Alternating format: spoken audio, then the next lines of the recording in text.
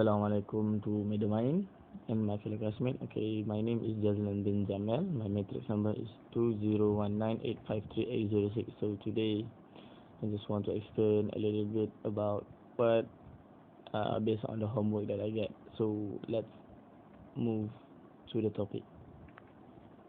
Absolute contraindication is a situation which makes a particular treatment or procedure absolutely inadvisable. For example, when you have a cancer, when you have an life-threatening risk. So when a particular treatment or procedure should not be used under any circumstance because of the severe and potentially life-threatening risks involved. For relative contraindication means that caution should be used when two drugs or procedure are used together. It is acceptable to do so if the benefits outweigh the risk. When a particular treatment or procedure should be used with caution. It have risk, but the medication or the treatment will be used will be the same as the outweigh of the risk and outweigh of the achievement to the treatment. So for absolute contraindication is which we have to immediately stop testing in rehabilitation. Okay, for the 5 component testing in fitness test that they can use for lab testing or field testing, it is the health related fitness. 5 related fitness, that is cardiovascular endurance, muscular strength, flexibility, and body composition. So for the test that involve cardiovascular endurance is like 2.4 kilometer, or bleed test. For muscular endurance, you can do 1 minute push-up or flex arm hang. The longer you can hold it, the longer you can your muscular endurance is good. For 1 minute push-up, how many push-up you can do in 1 minute? So for muscular strength, it is involving 1 RM, 1 maximum ratio. For bench press and then squat, it is based on your 1 RM. And then for flexibility, you can do sit and reach or shoulder flexibility. And for body composition is BMI and skin fold. Skin fold is to calculate how much your fat percentage, and then for BMI is calculate where your category it is normal or obese or overweight. You can also divide it for your bone density, muscular density, and then for your fat percentage. For blood pressure, how to measure it manually? So the step 1, choose the right equipment. What will you need? A quality stethoscope and appropriately sized blood pressure cuff. A blood pressure measurement instrument such as aneroid or mercury column, sphygmomanometer, or an automated device with a manual inflate mode.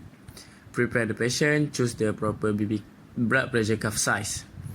For prepare the patient, make sure the patient is relaxed by allowing 5 minutes to relax before the first reading. For choose the proper blood pressure cuff size, most measurement errors occur by not taking the time to choose the proper cuff size.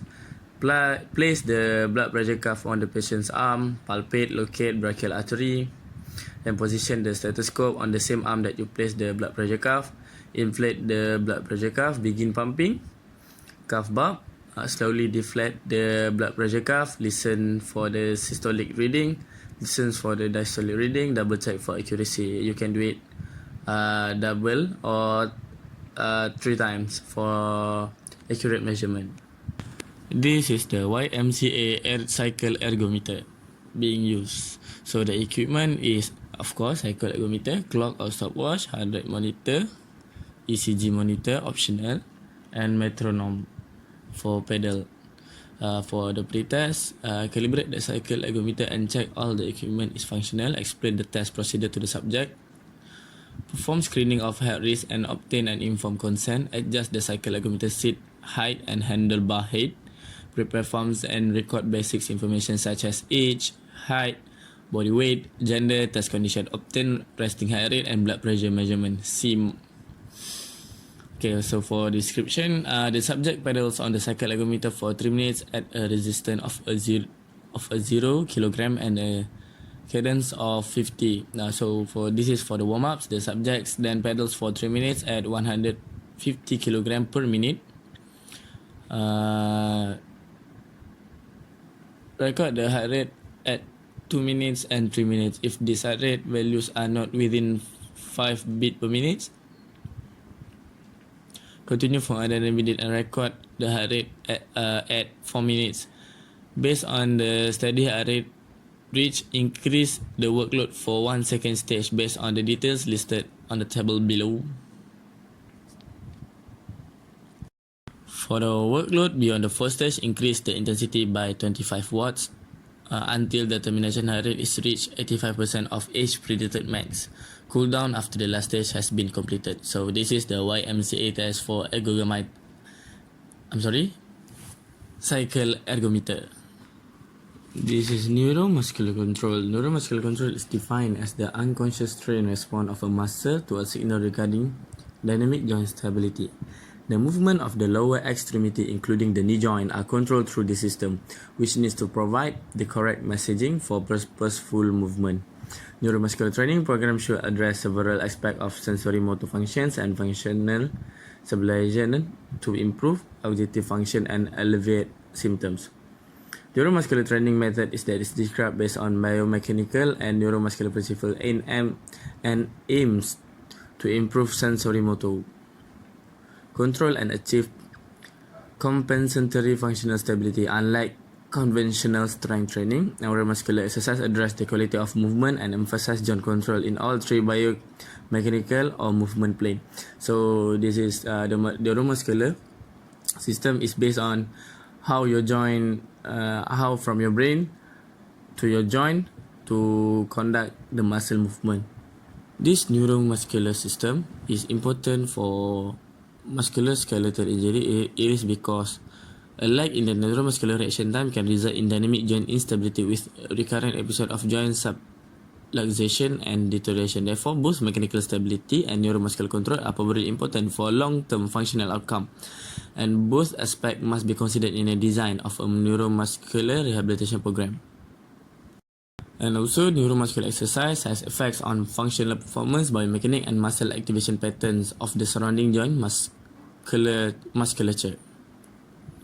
So, based on what I said just now, it is important of neuromuscular system is improving and helping the musculoskeletal injury in healing.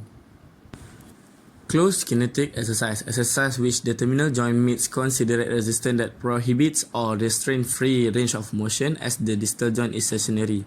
Or it is usually the joint is fixed and cannot fixed to the base. For example, is squat or push-up. So for open kinetic exercise is opposite of the closed kinetic exercise. So for open kinetic exercise that use of a combination of successively arranged joint, which is terminal joint is free to move, not as the closed fixed range of motion, but open is not fixed to range of motion, allows for greater concentration on isolated joint or muscle movement. For example, is seated knee extension.